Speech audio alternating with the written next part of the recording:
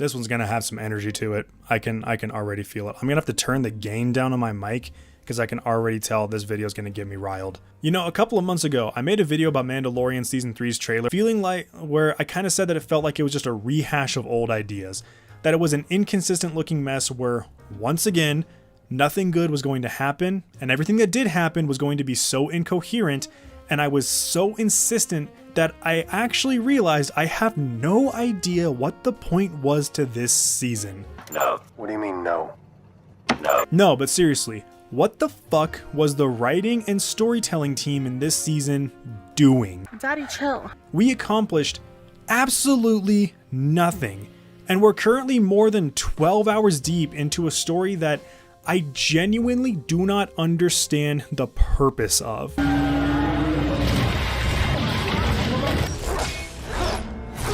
Join us! Come! What the hell is even that? This wouldn't be a problem if this series would make up its mind about what it really wants to be. Does it want to be a random collection of adventures between Grogu, Din, and Bo-Katan? Does it want to be a serialized story where each episode furthers the conflicts and ups the stakes? Does it want to be like season 5 of X-Files where they had a bunch of random bullshit to spice up the runtime because they weren't really sure about where they wanted to take the characters? Characteristically exuberant. Hope you brought your cowboy boots.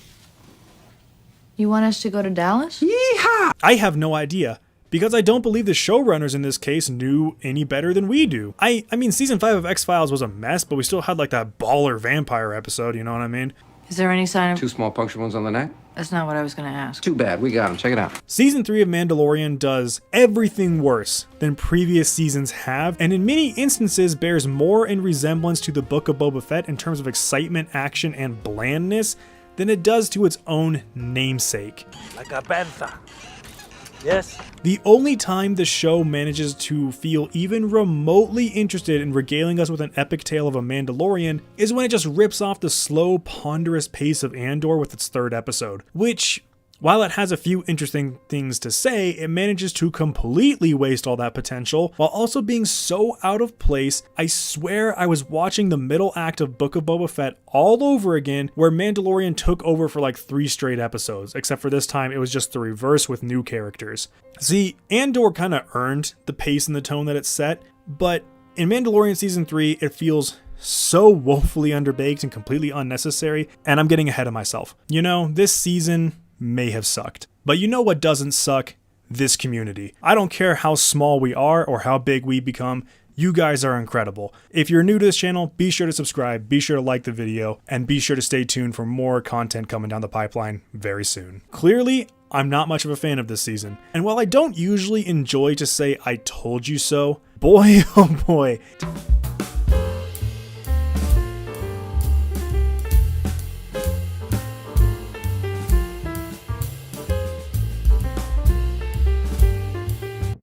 In the first season of Mandalorian, I mentioned that it felt like this series didn't have much in terms of an identity because up until the final 3 episodes, it just felt like a random amalgamation of Din Djarin and Grogu going to and fro from location to location encountering wacky creatures. Honestly, it was a lot like season 2 of the Clone Wars, where it was just a whole lot of anthology episodes that had cool moments but paled in comparison to the near future storytelling and pacing of season 3 onward. Except whereas I can give the Clone Wars a bit of a break because not only was it an animated series that started out as geared towards kids, it is also an intentional anthology up until like around season 4, I believe, and even then a lot of the episodes are still anthological. Mandalorian is not.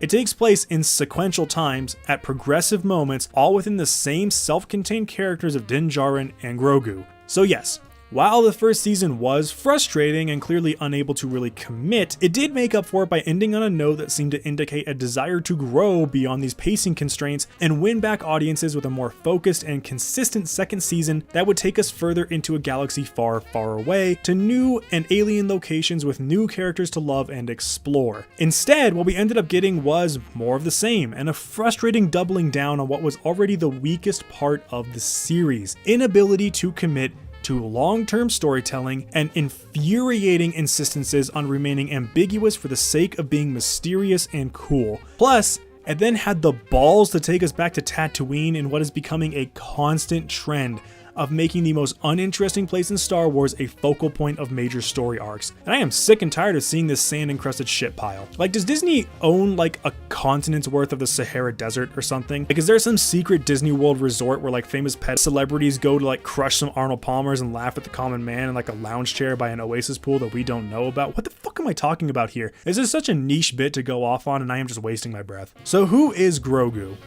Who is Din Djarin?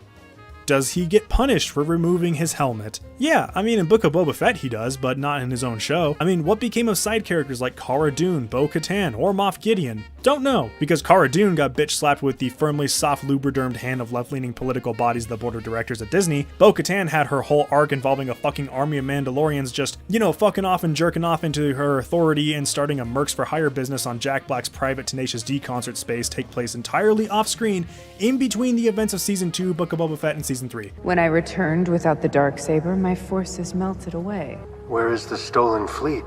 making their way through the galaxy as mercenaries. Moff Gideon is practically unseen, practically unheard, and no more of a threat in Season 3 than he was in Season 1. If anything, he is less of a threat. Hell, he doesn't even make a physical appearance until the last 2 episodes, wherein he barely does anything. It's like the writers looked at Season 1, they saw what didn't really work, then they looked at Season 2 and they went, I don't think it was beneficial to have a main villain.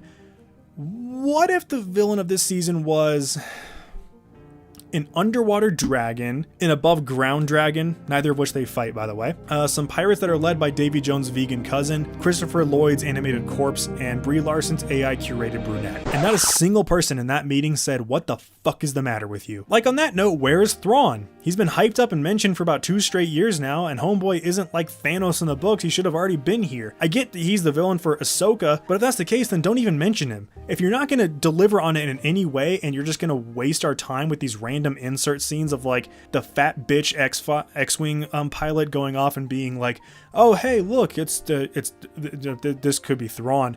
You're like, fucking okay, then show him. Like, I'm getting off track again. Let's talk about the story of Season 3.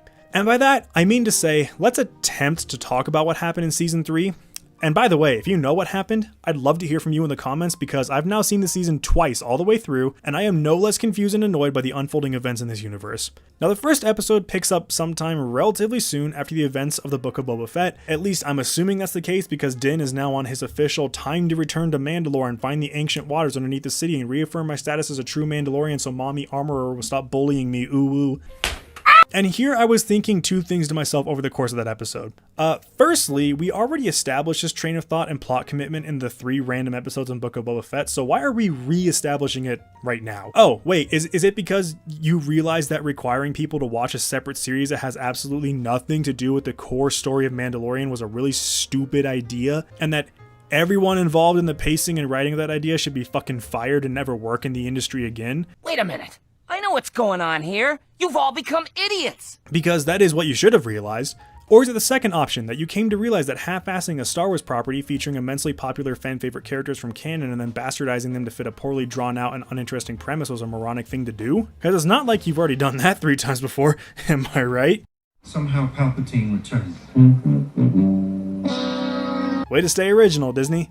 Now, the second thing going through my head watching the pilot was that if this was the core story for Season 3 and it was just a collection of events as Din and Grogu explore a derelict city, an abandoned planet, they come across the occasional pirate or a lone Mandalorian who refused to give up the fight, then I was all for it. Even if the setup wasn't great, the concept was intriguing. That sounds like it could potentially come off as too slow and ponderous for a series that's pretty predicated on action and exploration, but compared to what we got, I don't think there would have been nearly as many complaints as I'm seeing right now. Right after that first episode, Mandalorian is already back up to its old tricks, venturing off the pathway to explore meandering side plots with poorly choreographed and forced action sequences featuring side characters who have nothing interesting to say or do, and they end up being relegated to plots of such little significance that we might as well have just left them out of this season altogether. It's so sad Steve Jobs died of ligma. Who the hell is Steve Jobs? Ligma balls. The ensuing next 4 episodes are completely pointless, and I really do mean completely pointless. Episode 3 to episode 6, you can completely skip and you will still understand season 3. We end up going to Coruscant, where we desperately watched the Mandalorian team try to recreate the cold and commanding feel of Andor. You know, without realizing that Andor took place several decades prior to this series, so it kind of felt more tonally appropriate. I mean, they then try to gather the Mandalorians under Bo-Katan one more time, but they can't until they complete yet another side quest, and at this point in the season, I really just completely tuned out my first time watching it. They kept moving the finish line every single episode. But whereas in some series that kind of tends to feel a little bit more earned and tends to increase the tension and the story, in the case of Mandalorian Season 3, it just serves to increase the runtime of a series that has nothing in its stomach, yet somehow manages to feel both gaseous and bloated at the same time.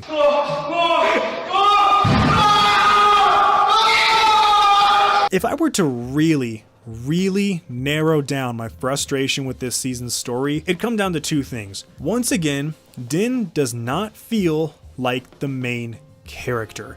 He feels like a side thought to a series that has prided itself on treating Pascal as the leading man. But in season 1, he barely felt like he belonged. In season 2, he shared most of the big moments alongside Dune, Boba, and Gideon at pretty much every single turn. And here in season 3, it might as well be called Bo-Katan, a Mandalorian's story, because the entire plot for this whole season revolved more around her struggles and attempts to become the new leader of Mandalore, and constantly saving Din's ass that it comes off as so one note. This is not a joke, by the way, I genuinely had to rewind multiple times to see if I was even watching anything in the right sequence. I would walk away and go get a drink of water and come back, and I would just my brain was these scenes do not connect. What is happening? Look, I love Katie Sackhoff. She was absolutely iconic to my childhood back when Battlestar Galactica was a thing.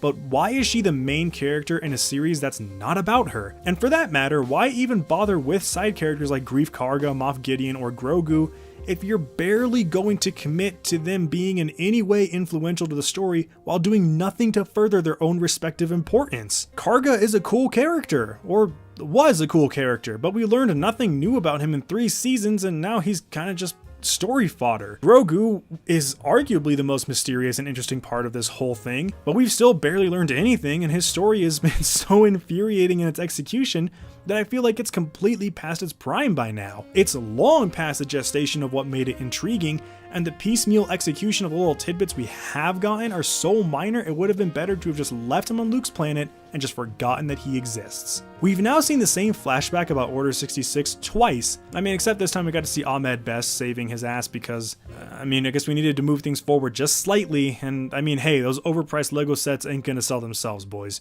Okay, seriously though, why is the Razor Crest set so fucking expensive?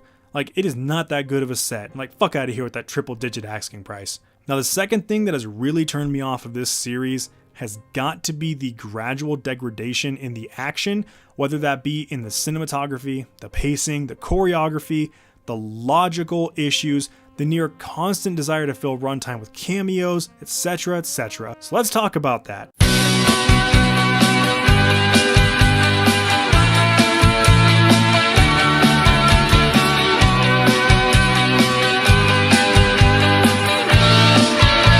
Mandalorian, when it first started, garnered a lot of praise from people, both consumers and critics alike, for its more hard-hitting action scenes in comparison to the movies that had preceded it. The usage of practical stunts, actors performing their own stunts when they're able, and the renewed insistence of longer takes, wider shots, and deeper focusing of the lens. What I say to you is this: what fucking show were you watching if that was your take? There are some fun and admittedly cool action scenes. I'm actually going to say this real quick, but I tried not to talk too much about the last episode because I don't want to spoil it, because I know there are still fans of The Mandalorian, so I tried not to really include the last episode too much in this script. I will give credit where it's due. The fight between Din Djarin and the jetpack troopers in the ray shield room was fucking awesome. Everything else in the last episode was shit in terms of action, so we're not even going to talk about it because someone else will already break it down better than I have. Probably Samwise Gamgee. That guy does awesome breakdowns of Star Wars content. Where was I? Yeah, there are some fun and admittedly cool action scenes. The final fight between Moff Gideon and Din Djarin is well choreographed while still being horribly paced. The jailbreak fight in Season 1 where Djarin goes off to rescue Grogu from the scientist is tightly paced and intense while using good ambient lighting to ratchet up the intensity between gunfights. I know some people like to say that Luke's fight against the Death Troopers is kind of epic, and I suppose in a way it kind of is, but to me it was kind of just like eye candy for like 10 straight minutes, and personally I didn't really care for that. It was fine, but it wasn't my thing. I mean, probably the best of all of them in terms of like this season's action scenes was Boba Fett's fight against the Stormtrooper Battalion in Season 2. Like, I have no idea where all the energy and violence in that scene went because we never see it again in Book of Boba Fett or in Season 3 of Mandalorian. The problem with the Mandalorian's action scenes is that their desire to reach very often exceeds their grasp. Or in Disney's case, they kind of like pull their hand back when they realize how hard and time consuming and expensive it is to shoot a really good action scene and to maintain quality. Or really just how hard it is to make a decently paced and well-told narrative story in general. And like I said, logic has been completely thrown out the window. I mean, in the first episode, Grogu is threatened by some stupid cave creature fucktard rejected Art Team Goonies character, and instead of, sealing himself in his little pod that's been shown to be pretty damn durable, he just kind of like, runs away with all the speed and assurance as that retarded scooter chase from Book of Boba Fett, despite the fact that later in the season he uses the Force to such a, easily accessible degree that he fucking stops like a bomb from killing them or whatever it was. I don't remember. Or how about when Mando falls into the subterranean lake on Mandalore, and despite the fact that the cliff face appears to be pretty damn gradual and he's only been in the water for like 10 seconds before Bo-Katan jumps in after him and he's fallen like several dozen if not hundreds of meters into the depths. That is not how this fucking works. I do not know who wrote this, but they do not understand basic physics. Stop acting so stupid! How about when the Empire loyalists lie in wait for Bo-Katan and Din to come back to her home planet to stage an ambush, but they only send like 4 or 5 fighters, despite showing that a few minutes later that,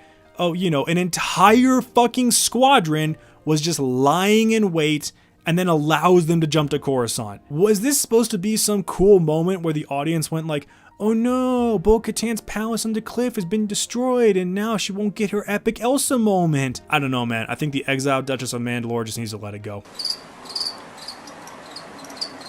Fuck you. Mandalorian kind of desperately wants to be John Wick.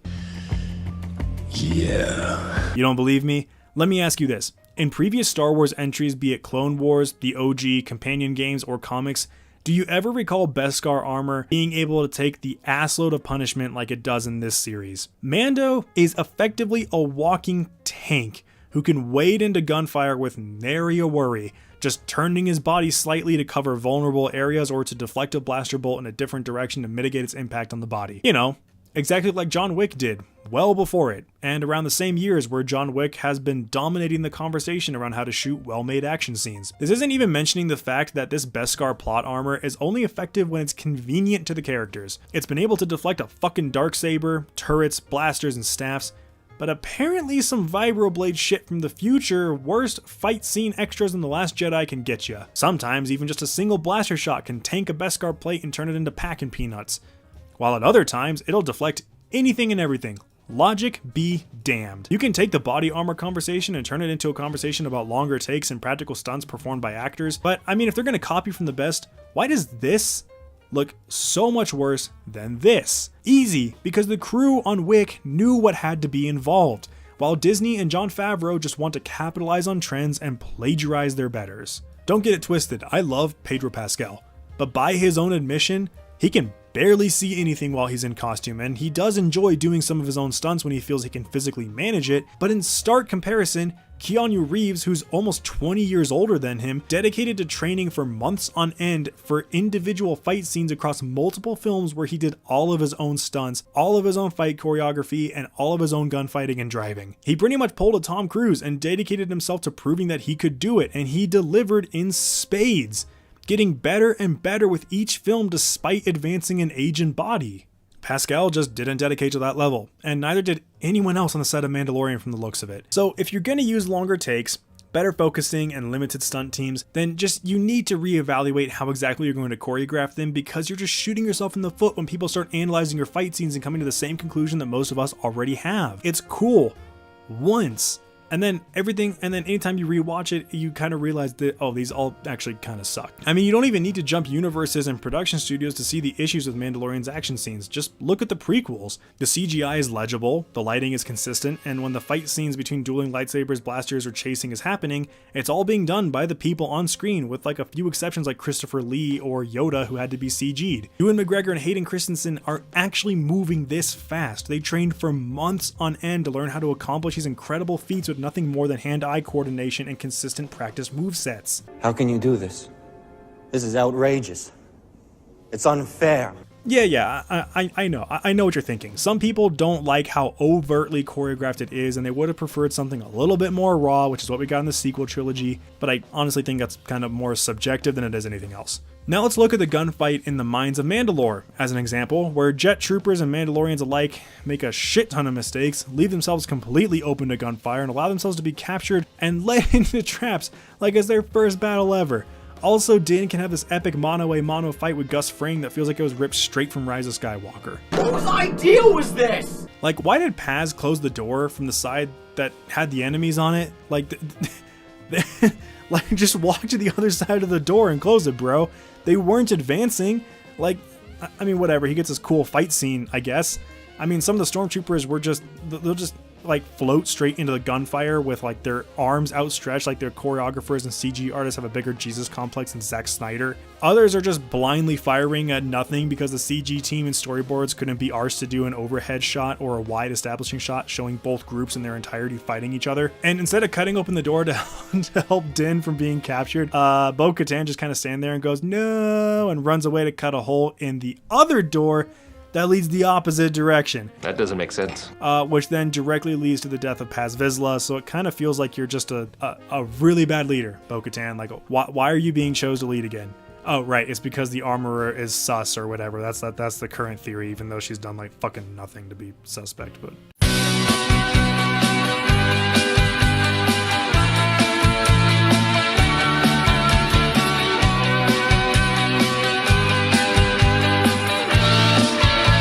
Speaking of lacking an original spine on which to hang the cumbersome weight of the Mandalorian armor on, this series desperately wants to be Andor without committing to, any of what made Andor so outrageously good. Oh, they emulate it. You get to see Coruscant and some attempts at good writing, but while this may be a sincere form of flattery to some, to the more discerning, it is aught else but a flattering attempt to be more interesting than it thinks it is, and try as hard as it can to think for itself, like a senior year series should be capable of doing. Its room temperature IQ is given away by terrible CGI, lazy as hell writing, mediocre acting, and some truly awful art direction. Like, why do senators in this episode look like Dr. Seuss's forgotten cocaine nightmares?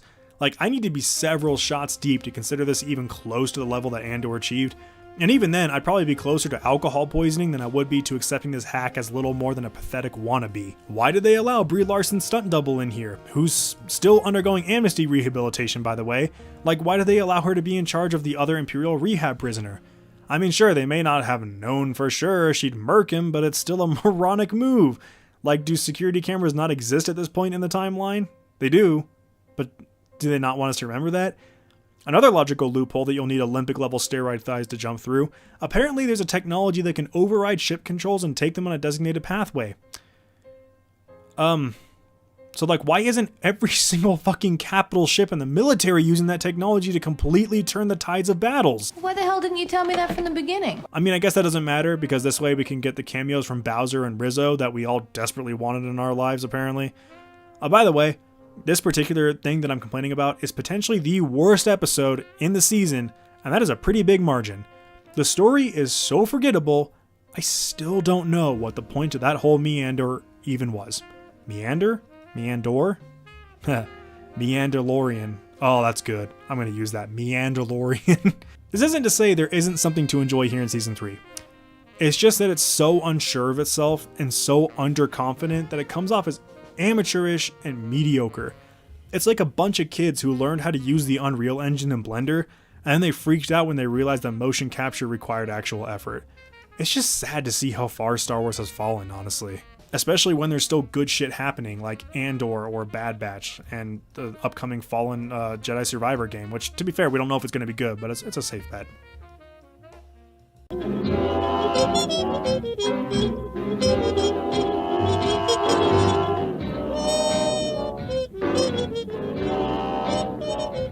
So almost 30 minutes later, and season 3 is still more or less a massive shit show. Even after getting everything out of my system, I hate it even more. Like, I fucking love Jack Black, but what did they do to this man? Between Salacious D-Flat and Mezzo Miss Nothing at the Buffet, this series is quickly becoming a poster child for random celebrity cameos that no one could care less about. I mean, if the cameos were well acted and consistently contributing to an interesting plot, I could forgive the atrocious inaccuracy of what Disney hoped to achieve by supplying boomers with some dopamine and millennials with a soy jack expression because Irma Gerd is Lizzo Wowie Zowie, and as Christopher Lloyd tries his damnedest to Back to the Future so far up Disney's ass so it could become relevant again, viewers are treated to one uninteresting side quest and fetch quest after another while Katie Sackhoff and Pedro Pascal just get their lats swoller than Dwayne Johnson carrying this fucking series on their back. But instead, they end up just walking away crippled and emasculated to an embarrassing degree. Exsanguinations? Of whom? How does that grab you? It's a Dead cow. Exactly. It isn't like season 1 where a weak story was saved by some cool action scenes, fun little mysteries to chew on, and world building that felt like it belonged in the grander Star Wars universe. It isn't quite as good as season 2 either, where weak side plots ended up being important to a cool finale that set up the stakes for what was to come without sacrificing an emotional core that felt like it tied the strings on Grogu and Din parting pretty neatly, only to bring Grogu back like less than a season later because we can't get rid of the profit machine. This season's finale was so mediocre, backed by some of the worst episodes and laziest moments in Star Wars history that at times makes Book of Boba Fett look like Renaissance art in comparison. There's nothing to chew on here, at least nothing that tastes good. We already know Thrawn is coming, so that mystery and intrigue is gone. We didn't get enough Moff Gideon for him to feel like a viable threat anymore, so that's gone. Bo-Katan effectively went nowhere in her story, despite taking up most of this season's focus, so that's gone. Din is still exactly where he was at the beginning of season 1. He essentially went full circle back to being a soy boy Mandalorian wannabe, and Grogu is so casually tossed aside, I found myself reminded of how shitty of a character he even is, assuming it's even a he. And even if all that wasn't bad enough, the rest of what's on offer is just outrageously boring. The cinematography and art direction is completely uninspired. The music is so forgettable this time around. Oh, speaking of music, what happened behind the scenes with Ludwig Göransson? Because if you're still composing these tracks, you have fallen off the wagon, my friend, and you need to climb back on. And whatever producers are overseeing the edits for this series, stop playing the Mando stinger every single time he does something quote cool or something quote tense happens. This blade was taken from me. Bo-Katan rescued me and slayed my captor. She defeated the enemy that defeated me.